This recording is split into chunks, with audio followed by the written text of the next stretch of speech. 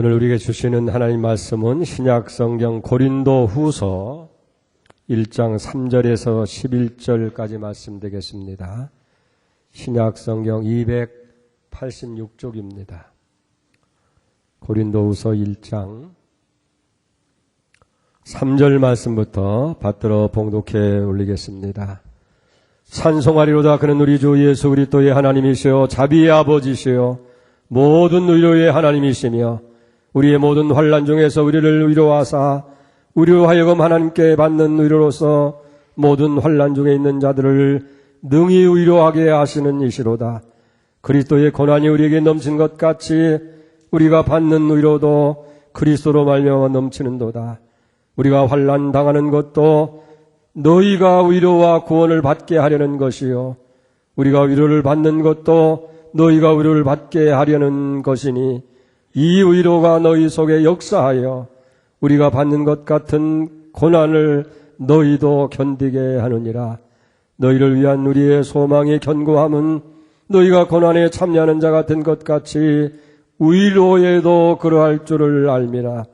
형제들아, 우리가 아시아에서 당한 환난을 너희가 모르기를 원하지 아니하노니 힘에 겹도록 심한 고난을 당하여 살 소망까지 끊어지고 우리는 우리 자신이 사형 선고를 받은 줄 알았으니 이는 우리로 자기를 의뢰하지 말고 오직 죽은 자를 다시 살리시는 하나님만 의지하게 하려 하심이라.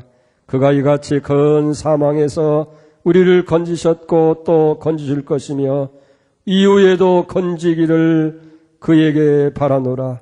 너희도 우리를 위하여 간구함으로 도우라.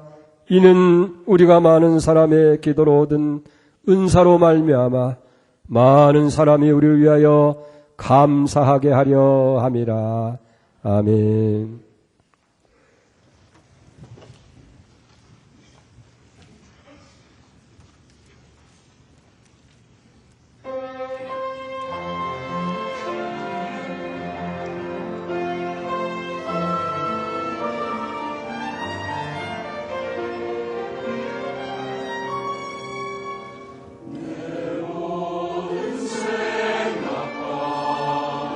내 모든 마음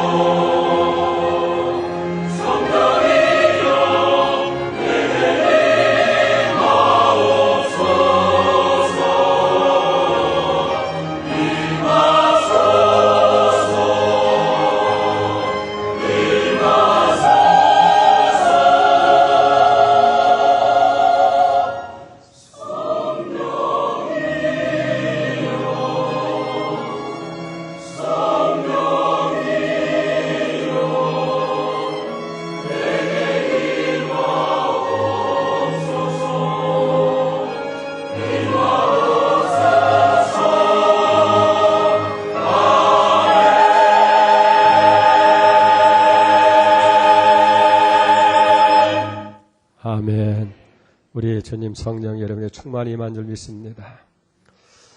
여러분 살기 힘드시죠? 어려울 거예요. 모든 사람들이 다 이구동성으로 참 살기 힘들다는 거예요.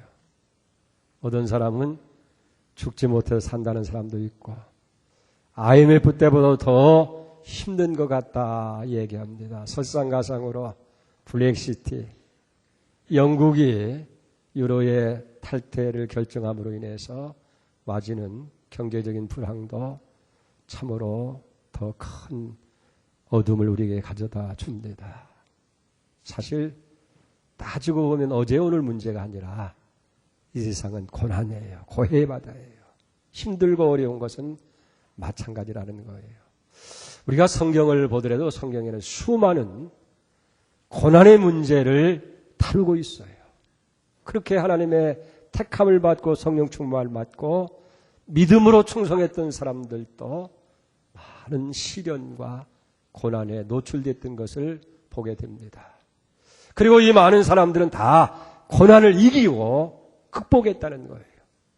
더 중요한 것은 그런 것을 이기고 극복한 것이 인간의 극기나 노력이나 수고나 애씀에서 이루어진 것이 아니라 하나님의 위로, 하나님의 도우심 때문이었음을 분명하게 밝히고 있는 걸 봅니다.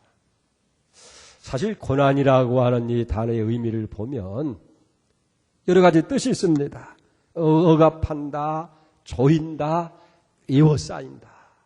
그렇기 때문에 우리에게 고난이 오게 되어지면 그 고난 속에서 우리는 쌓임을 당하고 매임을 당하게 되고 그래서 고난이 힘들고 고통스러운 것은 사실인 것을 보게 되어집니다.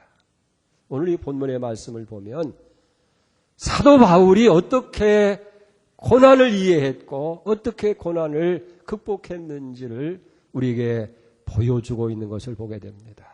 우리가 이 고난의 문제를 생각할 때에 고난의 성격을 한번 살펴볼 필요가 있어요. 이 고난이라고 하는 것은 첫째는 보편적이라는 거예요. 어느 특정한 사람에게만 주어지는 것이 아니라 모든 사람들이 다 하나같이 고난을 당한다는 거예요. 이스라엘 출애굽의 영웅이고 이스라엘 백성들을 가나안으로 인도했던 위대한 업적을 이룬 모세도 고난을 당한 거예요. 의롭게 사는 동방의 의인 욥도 고난을 당했습니다.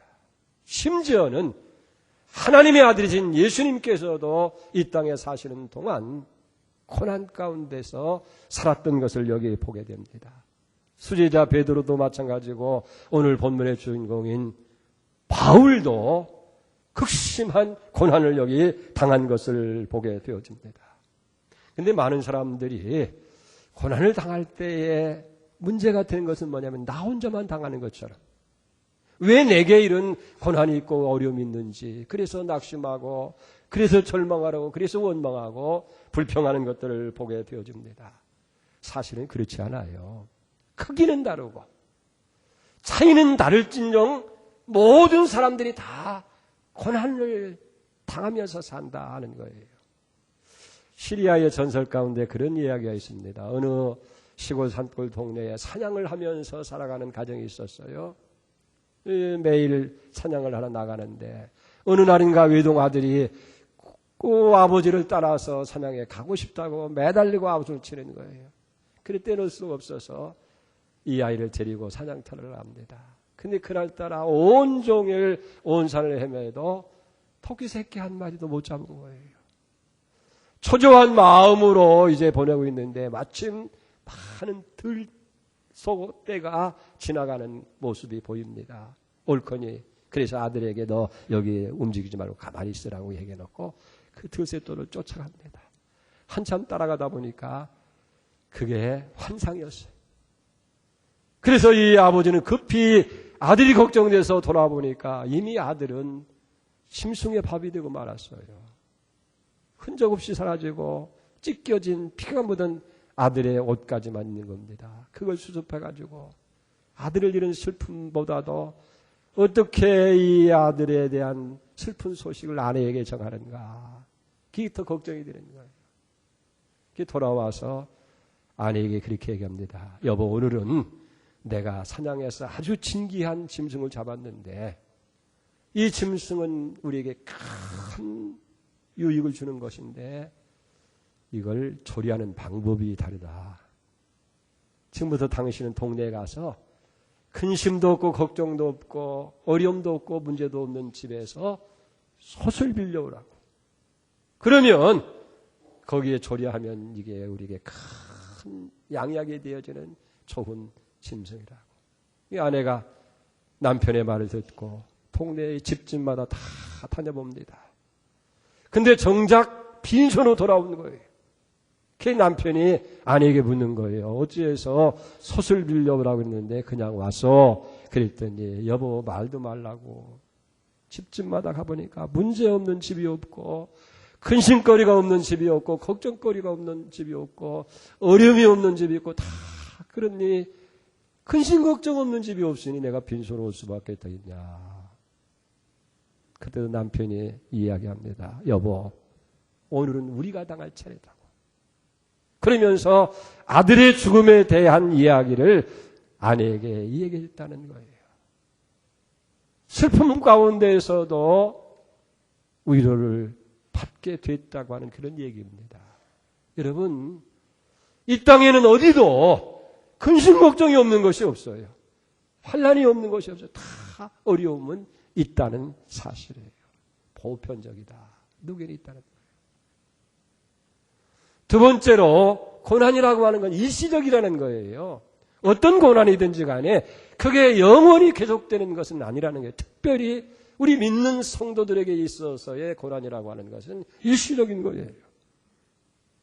그리고 고난이 올 때 중요한 것은 고난을 어떻게 이해하고 해석하느냐에 따라서 그걸 빨리 짧게 그 깊이와 그 넓이를 결정할 수 있다고 하는 사실이에요. 고난이 올 때에 왜 내게 이런 고난이 왔느냐고 거기에 매이고 거기에 매달리게 되면 벗어나기 힘들어요. 어떤 마음을 가지고 그걸 받아들이고 그걸 대처하느냐에 따라서 짧고 빠르게도 끝낼 수도 있고 길게 가져갈 수도 있다는 거예요. 가령 여러분 우리나라는 사시사철이 뚜렷한 나라 아니에요? 봄, 여름, 가을, 겨울이 있습니다. 아마 제일 어려운 시기가 겨울인 것 같아요. 겨울은 춥습니다. 미끄럽습니다. 부자유스럽습니다. 그래서 겨울을 여러분들이 싫어하는 사람도 있는데 사실은 겨울이 계속되는 거 아니잖아요. 잠깐 한철이에요. 한철. 그래서 어떤 사람은 이게 부자있고 어렵다고 그래가지고 춥다고 그래가지고 방 안에만 쪼그려 앉아서 겨울아 빨리 가라 하는 사람은 겨울이 그렇게 길고 지루할 수밖에 없어요. 그런 사람 가운데서도 그래 겨울이 지나면 봄이 오지. 봄맞이 준비를 해야 되지. 씨앗도 준비하고 뭐 봄에 뭐 어떻게도 다 준비하면서 지난 사람은 짧게 보람있게 의미있게 빨리 보낼 수가 있을 것이라는 거예요. 그 시인이 그런 시를 하잖아요. 겨울이 가까웠으니 봄 또한 멀지 아니랴. 겨울을 보면서 그 다음에 오는 봄을 생각할 때 오늘은 고난 가운데 있지만은 이 고난 다음에 더 좋은 날을 기대하는 것. 일시적이라는 거예요. 또 고난의 성격 가운데도 중요한 건 뭐냐면 고난은 우리에게 유익을 가져온다는 거예요. 그래서 성경에 고난당한 것이 내게 유익이라. 내가 하나님의 율례와 법도를 배웠다라고 시편이 전에 고백하잖아요. 특별히 히브리서 12장 10절에 보면 그들은 잠시 자기의 뜻대로 우리를 징계하거니와 오직 하나님은 우리의 유익을 위하여 그의 거룩하심에 참여하게 하시느니라. 고난을 왜 허락하시느냐? 우리의 유익을 위한 것이고 하나님의 거룩함에 참여할 수 있도록 하기 위해서 고난이 주어진다 하는 거예요. 그래서 야고보는 야고보 1장 2절에 내 형제들아 내가 여러 가지 시련을 만나거든 온전히 기쁘게 여기라. 이는 너의 믿음의 시련이 인내를 만들어내는 줄 너희가 알미라. 인내를 온전히 이루라. 이는 너희로 온전하고 구비해서 조금도 부족함이 없게 하려 함이라. 고난에 유익이 있음을 믿으시 바랍니다. 유익이 있어요. 어떤 유익이 있습니까? 보니까 첫째는 하나님만 의지하게 하는 하나님만 의지하게 하는 유익이 있어요. 오늘 여기 8절 9절에 보세요. 형제들아 우리가 아시아에서 당한 환난을 너희가 모르기를 원하지 아니하노니 힘에 겹도록 심한 고난을 당하여 살 소망까지 끊어주고 우리는 우리 자신이 사형 선고를 받은 줄 알았으니 이는 우리로 자기를 의지하지 말고 오직 죽은 자를 다시 살리시는 하나님만 의지하게 합니다. 이게 바울이 고린도 교인들한테 여러분이요, 오늘 우리가 여기 있는 거 그냥 있는 게 아니야. 정말 아시아에서 당한 그 환란이라고 하는 건 말로 표현할 수가 없네. 힘이 지나쳤어. 살 소망이 끊어졌어. 힘드는 마음의 소망이 사형 선고를 받은 줄 알았어. 아, 이게 이제는 끝장났구나. 나는 여기서 망하는구나. 더 이상 희망이 없었다는 거예요. 그런데 놀라운 것은 그런 환란을 받은 걸 알아달라고 얘기하는 것 아니라 왜 하나님께서 그런 시련 고난을 허락하셨느냐, 이유가 있다는 거예요. 이것은 우리가 우리 자신을 의지하지 아니하고 하나님만 의뢰하기 위해서 하나님께서 그렇게 하셨다. 할렐루야. 오늘 우리가 당하고 고난을 할 때 사실 당할 때는 힘들고 어려우고 모르지만은 지나고 보면 하나님께서 이렇게 하나님만 의뢰하고 하나님 뜻대로 살게 하시기 위해서 이런 어려움 시련 주셨구나. 우리 교인들 가운데도 그래요. 사업이 갑자기 망한다든지 갑자기 어려운 질병이 찾아온다든지 자식들이 속을 썩인다든지 그게 삶 가정적으로 어려운데 그걸 통해서 가정이 교회로 돌아와요. 그걸 통해서 당사자가 하나님 앞에 매달려서 신앙을 회복해요. 결국은 그 가정이 다 구원받고 은혜 가운데 있게 되고 믿음으로 살고 하나님 의지하는 그런 가정이 되어지더라는 거예요. 우리가 잘 될 때는 더 감사하고 하나님께 더 가까이 나갈 거네요. 너무 감사하니 고맙다. 그래야 할 텐데 사실은 그게 자기가 잘해서 한 것처럼 교만해지고 그 잘된 것을 형통한 것을 누리려고 하나님을 멀리하게 됩니다. 그러다가 어려움이고 고통이 오면 그때서야 아이고 하나님 나 죽겠습니다. 하나님을 찾는 거예요. 고난이 유익입니다. 왜? 하나님을 의뢰하는 거예요. 하나님을 의뢰하는 건 뭐가 좋은데? 성경의 시편 73편 28절에 보니까 여호와를 가까이 하는 것이 복이다라는 거예요. 진짜 하나님을 가까이 하는 거예요. 왜? 하나님이 우리의 환난 날에 피난처가 되어주신다는 거예요. 사랑하는 여러분, 어려움이 전쟁이 나고 올 때에 피난처가 있는 사람은 행복한 사람이 좀 있습니다. 어려운 세상을 살아갈 때 하나님을 가까이 하면 거기가 피난처가 돼요. 하나님의 보호와 하나님의 지키심과 축복하심이 함께 있는 줄 믿습니다. 그 다음에 두 번째로 유익은 뭐냐면 정신을 차리게 만들어요. 기도하게 만든 거예요. 여러분 히브리서 12장 12절에도 보니까 그러므로 피곤한 손과 연약한 무릎을 일으켜 세우고 너희 발을 위하여 곧은 길을 만들어 서는 다리로 하여금 어그러지지 않고 고침을 받게 하라. 하나님이 우리에게 주신 최고의 축복은 뭐냐면 기도예요. 기도가 얼마나 귀한 일인지 아십니까? 그런데 이렇게 귀한 하나님의 선물을 받아놓고서도 귀한 줄 몰라요. 이걸 활용할 줄 몰라요. 평소 기도하지 않잖아요. 그러니까 적당하게 시련이 어려우면 기도하게 되는 거예요. 아이고 하나님 도와주세요. 환난 날에 나를 부르라고 하셨잖아요. 하나님 도와주세요. 환난 날에 나를 부르라. 내가 너를 건지리니 내가 나를 영화롭게 하리라. 그래요. 정신없이 살다가 문제가 뭐 아이고 뭐니 정신 차리게 되어지고 기도하면 응답이 와요. 기도하면 체험이 와요. 기도하면 하나님의 역사를 보게 되는 거예요. 그렇기 때문에 환난은 유익이 있다는 거예요. 세 번째로 고난은 우리를 성숙하게 만듭니다. 우리 아이들도 이렇게 키워보다 보면 큰 병치레를 하고 나면 아이가 철이 들어요. 생각이 또 깊어지고 부모가 소중하고 가정이 소중하고 처음에는 뭐 그런 거 모르고 살다가 한번 그런 병치레를 하고 나면 아이고 엄마가 최고구나. 아빠가 있으니 참 좋구나. 철이 들어요. 우리도 고난이나 어려움이 오게 되어지면 믿음이 자라요. 고난 속에서. 그리고 우리의 신앙 인격이 더 성숙해져서 하나님 앞에 감사할 줄 알고 다른 사람에게 배려할 줄 알게 되어지고 그리고 섬김의 자리에 있게 되어지고 더 유익한 사람으로 변화되게 되는 줄 믿습니다. 이렇게 환난은 하나님을 가까이 합니다. 기도하게 만듭니다. 우리의 인격을 성숙하게 만드는 거. 할렐루야. 어려운 중에 있습니까? 낙심하지 마세요. 그 다음에 오늘 5절에 보니까 아주 중요한 말씀이 기록되어 있어요. 다 5절 보세요. 그리스도의 고난이 우리에게 넘친 것 같이 우리가 받는 위로도 그리스도로 말미암아 넘치는도다. 우리 믿는 사람들에게 있어서 고난은 고난 자체로 끝나는 것이 아니라 고난과 함께 찾아오는 게 있었어요. 고난 다음에 오는 것이 있어요. 그게 뭐냐면 그리스도의 위로, 하나님의 위로가 우리에게 넘친다 하는 거예요. 사실 환난은 어렵고 힘들지만은요, 그런 고난 다음에는 정말 하나님이 어루만지시고 하나님이 사랑하시는, 여러분 엘리야가 로뎀나무에서 하나님 나만 남았습니다. 세상은 더 악합니다. 나는 죽게 해주십시오. 그리고 절망하라고 주저앉아서 한탄하고 내 영혼도 내 생명도 취하십시오 얘기할 때 천사를 보내서 배고픈데 떡을 먹어라. 천사가 어루만져주고 위로해주고 용기를 주고 새롭게 하잖아요.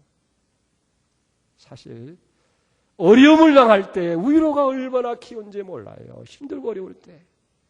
지난번에도 얘기했지만은 죄송합니다. 저희 가정사 얘기를 해서 우리 둘째 딸이 결혼 6년 차에 아기를 가졌는데 그 쌍둥이잖아요.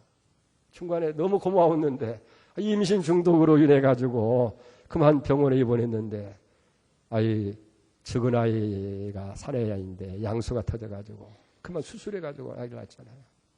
낳고 보니까 큰 아이가 여자아이는 1.6kg, 적은 아이는 1.32kg예요. 저게 살아갈 것인가? 만약에 죽고 난다고 한다면 제가 얼마나 실망할까? 얼마나 걱정할까? 굉장히 염려를 했어요. 그런데 마침 저 안산제일교회 고은 목사님을 만났는데 고 목사 우리 아이가 이렇게 났는데 좀 기도해 줘. 그랬더니 고 목사 걱정하지 마. 왜? 그랬더니 왜 걱정 안 해? 그랬더니 말도 마. 우리 딸은 말이야 0.8, 0.9kg야. 둘 쌍둥이 났는데 90%가 죽는다는 거야. 그런데 살아났잖아. 이 아이가 더 얼마나 공부도 잘하는데 머리도 더 좋아졌어. 그러는데 그 얘기 들으니까 얼마나 위로가 되는지요. 그렇구나. 그 0.8kg면 우리 큰아이는 0.16이면은 배나 더 큰데 위로가 되대요. 사람의 말도 굉장히 위로가 되대요. 그런데 보세요. 인간의 위로는 한계가 있어요. 정말 그런지 안 그런지 의심할 수도 있어요. 그러나 하나님의 위로는 그렇지 않아요. 정말 하나님의 위로는, 그래서 여러분 세상의 위로는 없지만은 시편 69절에도 보면 나의 마음이 상했지만은 하나님의 큰 위로가 있다는 거예요. 오늘 보세요. 여기 3절을 보세요. 찬송하려다 그는 우리 그리스도 예수의 하나님이시요 자비의 아버지시요 모든 위로의 하나님이시다. 사람을 통해서도 우리가 위로받지만은 그건 한계가 있고 제한이 있어요. 그러나 하나님은 자비의 하나님이십니다. 사랑의 하나님이라는 거예요. 우리를 사랑하시는 분이고 그리고 우리를 위로해 주시는 모든 위로의 하나님이시다. 고난 중에 하나님 위로가 있어요. 어떻게 위로하시느냐? 어떤 사람이 위로하느냐? 마태복음 5장 4절에 보니까 애통하는 자는 복이 있나니 저희가 위로를 받을 것이요. 하나님은 애통하는 자에게 이 위로를 주신다는 거예요. 여러분 보세요. 탕자가 누가복음 15장에 보면은 아버지 집을 떠나가지고 허랑방탕하다가 있는 거 다 허비하고 그 다음에 기근이 오고 흉년이 오고 그러나 줄여서 죽게 될 때에 내 아버지 집에 돌아가자. 집에 돌아왔습니다. 염치가 있어야 되죠. 그래서 아버지 아들라고 부르지 말고 품꾼의 하나로 써주십시오. 그때 아버지가 뭐라고 얘기합니까? 아니다. 너는 잃었다가 다시 찾았고 죽었다가 다시 산 아들이야. 더러운 옷을 벗기고 새 옷을 입히고 관악제를 끼우고 그리고 참치를 베푸고 아버지의 위로가 넘친 줄 믿습니다. 애통하는 사람들에게 위로가 있는 거예요. 여러분, 그래서 시편 51편 17절에 보면은 하나님께서 구하는 제사는 상한 심령이라. 하나님이여 상하고 통회하는 마음을 주님께서 멸시하지 아니하시리라. 여러분, 고난 중에서 통회하고 안타까움으로 하나님께 부르짖으시 바랍니다. 세리와 창기가 나는 죄인입니다. 나 같은 사람은 하나님의 용서를 받을 수가 없습니다. 그렇게 하나님의 성전에 나와 통회할 때에 하나님께서 그 기도를 들으시고 죄를 사하시고 그들을 위로해 주시지 않습니까? 애통하는 자에게 위로가 주어지시는 거예요. 두 번째는 환난 중에 있는 사람들에게 위로를 주십니다. 오늘 4절에 보면 우리의 모든 환난 중에서 우리를 위로하사 우리로 하여금 하나님께 받은 위로로서 모든 환난 중에 있는 자들을 능히 위롭게 하신다. 사실은 그렇잖아요. 위로는요, 평안한 사람들은 잘 몰라요. 고난 중에 있을 때 위로가 정말 필요한 거예요. 배부른 사람에게는 산의 진미가 의미가 없어요. 샘물 곁에 사는 사람들은 물의 귀중함을 몰라요. 갈증이 나고 목마른 사막에 있는 사람들이 한 방의 물이 필요한 것처럼 환난 중에 있는 사람들의 위로가 필요한 거예요. 그래서 하나님은 환난 중에 있는 사람을 위로하시는데, 여러분, 고난 중에 있고 환난 중에 있습니까? 하나님의 위로가 있는 걸 믿으시기 바랍니다. 하나님의 위로를 환난 중에 있는 사람들에게 위로를 해주는 거예요. 바울이 당한 환난이라고 하는 것은 얼마나 큰 환난입니까? 힘에 겹도록 마음의 사형 선고를 받은 것처럼 그렇게 끝장난 줄 알았는데, 그게 사도행전 21장에 나오는 얘기예요. 바울이 재판을 받기 위해서 지수의 몸으로 이제 알렉산드리아를 타고서 로마 군인들에 의해서 끌려가잖아요. 가다가 시중에서 유라굴로라고 하는 큰 태풍을 만났어요. 얼마나 어려운지 열나흘 동안 해를 볼 수가 없고 그만 다 죽은 목숨이에요. 그래서 이제는 여기 다 죽었다. 그랬는데 하나님이 위로해 주신 거예요. 바울에게, 바울아, 염려하지 마라. 생명에는 아무 지장이 없다. 다만 패뿐이다. 그리고 그는 살아서 환난 중에 큰 위로를 받게 되어진 줄 믿습니다. 그래서 이사야 40장 28절 29절에 뭐라고 말씀합니까? 너는 알지 못하였느냐? 듣지 못하였느냐? 영원하신 하나님, 땅끝까지 창조하신 이는 피곤하지 아니하고 곤비치 아니하고 명철이 한이 없으시고 피곤한 자에게는 능력을 주신다. 무능한 자에게는 새 힘을 주신다. 소년이라도 곤비하고 피곤하며 장장이라도 넘어지며 자빠지되 오직 여호와를 앙망한 자는 새 힘을 얻으리니 독수리가 날개치며 올라감 같을 것이고 뛰어가도 다른 박질하여도 걸어가도 곤비하자고 피곤하지 아니하리라. 하나님이 살아계심을 믿으시기 바랍니다. 그 하나님이 무능한 자에게 힘을 주시고 피곤한 자에게 능력을 주시고 위로를 주신다, 그 말이에요. 그러면 어떻게 위로를 하시느냐 하면요, 주의 지팡이와 막다기로. 시편 23편 4절에 보면 내가 사망의 음침한 골짜기로 다닐지라도 해를 받을 것을 두려워하는 것은 주께서 나와 함께 하심이라. 주의 지팡이와 막대기가 나를 안위하게 하시나이다. 이 그림에 보면 목자가 지팡이를 들었잖아요. 끝이 이렇게 구부러졌습니다. 왜 그러냐고 하면 양을 치다가 양떼를 이탈해가지고 혼적하려고 하다가 그만 골짜기에 굴러가지고 이제 사망의 음침한 골짜기에 떨어져 죽게 됐을 때 목자가 그 양을 이 지팡이로 끌어올려서 이제 구원해 주는 거예요. 때로는 양이 고집이 세가지고 제멋대로 목자의 인도를 따르지 않으려고 하려고 하다가 갈 때 어떻게 해요? 바른 길로 가려고 하니까 그 막대기로 때리는 거예요. 때려서 바른 길로 갈 수 있게 하신다는 거예요. 우리가 어려움 당할 때 하나님은 목자처럼 지팡이로 우리를 구원하시고 잘못 갈 때는 막대기로 때려서라도 바른 길로 가도록 위로해 주시는 줄로 그렇게 믿습니다. 두 번째는 말씀이에요. 말씀. 성경의 말씀으로. 로마서 15장 4절에 보면 무엇이든지 전에 기록된 것은 우리의 교훈을 위해서 기록된 것이니 우리로 하여금 인내로 또는 성경의 위로로 소망을 가지게 하려 함이라. 여러분, 하나님 말씀이 얼마나 우리에게 위로가 되는지 몰라요. 불안 가운데 있고 절망 가운데 있고 또 어려움 가운데 있어 이게 어떻게 하면 좋을까? 어떻게 이 문제를 해결할까? 절망 중에 있을 때에 하나님의 말씀을 생각나게 하고 보게 만드시고 듣게 하시는 거예요. 그래서 이사야 41장 10절에도 절망하고 좌절하는 이스라엘 백성에게 두려워하지 마라. 내가 너와 함께함이라.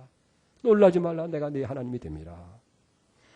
내가 너를 굳세게 하리라. 참으로 너를 도와주리라. 참으로 나의 오른손으로 너를 붙들리라. 보라, 내게 노하던 자들이 수치와 욕을 당할 것이요 너와 다투던 자들이 아무것도 아닌 것 같이 되리라. 하나님께서 말씀을 기억나게 합니다. 생각나게 합니다. 보게 하십니다. 그래서 우리를 위로해 주시는 거예요. 세 번째는 성령을 통해서 위로해 주시는 거예요. 사도행전 9장 30절에 그리하여 온 유대와 갈릴리로 사마리아 교회가 평안하게 든든히 서가고 주의 경외함과 성령의 위로로 진행하여 수가 더 많아지라. 이러면 환난과 어려움 가운데 우리가 하나님께 부르짖고 구할 때 하나님이 성령을 보내주십니다. 그래서 성령이 깨닫게 하십니다. 담대하게 하십니다. 알게 하십니다. 위로해 주십니다. 그래서 여기 이기게 하시는 거예요. 이사야 66장 17절이니까 너희가 젖을 빠는 것 같이 그 위로하는 품에서 만족하겠고 젖을 넉넉히 빤 것 같이 그 영광의 풍성함으로 말미암아 즐거워하리라. 젖을 빠는 아이가 위로의 품에서 만족하는 것처럼 그리고 만족히 젖을 빨고 그 다음에 그 영광의 풍성함을 하면서 즐거워하는 것처럼 하나님께서 그렇게 위로해 주신다는 거예요. 밖에서 아이들한테 얻어맞고 형제한테 얻어맞고 그냥 엉엉 울면서 집으로 와서 슬픔 중에 있는 아이를 엄마가 꼭 안고 젖을 한 통 먹입니다. 그러면 그 젖을 빨 때 만족함이 있는 거예요. 배부르게 젖을 다 먹었을 때는 형들이 미워한 것도 다른 사람들의 얻어맞는 것도 다 기억나지 아니하고 콧노래가 저절로 나오는 즐거움이 있는 것처럼 하나님께서 그렇게 위로한다는 거예요.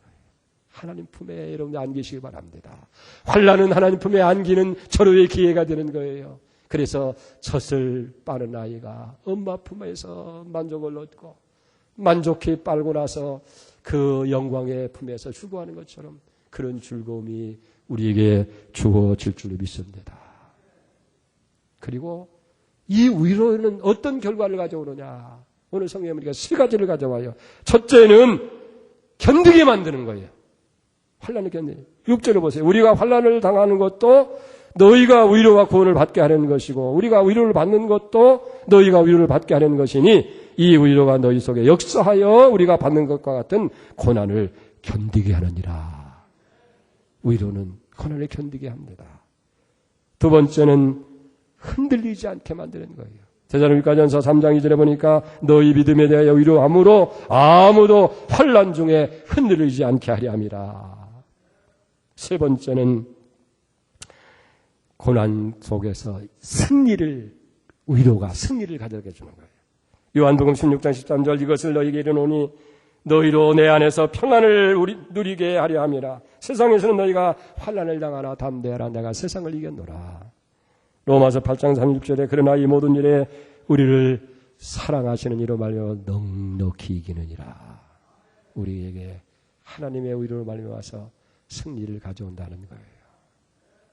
여러분, 고난은 환난은 어려움은 누구나 다 있는 보편적인 거예요. 그러나 그건 일시적인 거예요. 더 중요한 것은 고난은 우리에게 유익을 가져다 준다는 거예요. 어떤 유익이에요? 하나님을 의지하게 하는 거예요. 하나님만. 그래요. 이게 진짜인데 이걸 자꾸 잊어먹어요. 자꾸 사람 의지하고 물질 의지하고 세상 의지하고 자기의 지능이나 자존 의지하려고 하다 보니까 얻어맞기도 하고 쓰러지기도 하고 실패도 하고 유혹도 받고 하나님만 의지하게 한다는 것. 그건 나쁜 것만 아니죠. 정신 차려 기도하게 만들고. 그 다음에는 뭐예요? 하나님의 의로가. 의로가. 하나님께서는 애통하는 자를 위로하시고 말씀을 통해서 위로하시고 성령을 통해서 위로하셔서 능히 이기게 하는 줄 믿습니다. 오늘 찬양이 참 잘한 것 같아요. 임하소서. 내게 임하소서. 성령이여 내게 임하소서. 하나님이여 내게 임하소서. 나를 위로해 주시옵소서. 나를 견디게 하시고 견고케 흔들리지 않게 하시고 이기게 하시옵소서. 오늘 이 은혜가 이름되어 있기를 주님을 축복합니다. 하나님 아버지, 우리는 세상에 살아가면서 많은 어려움이 있고 힘듭니다. 한 주간도 힘들었습니다. 어려웠습니다. 정말 죽지 못해서 산다고 하는 안타까운 심령도 있습니다.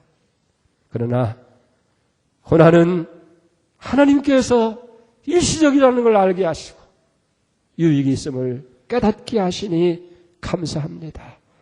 고난을 통해서 하나님을 의지하게 만드심을 감사하고 고난을 통해서 깨있게 하시고 성숙하게 만드니 감사합니다.